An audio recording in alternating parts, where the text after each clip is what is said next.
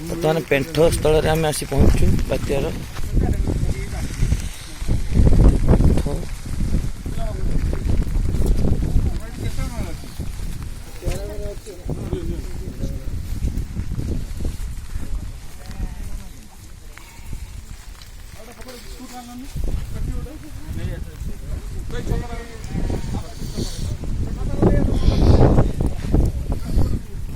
आउ के रहिले सब डाकी दियो समस्त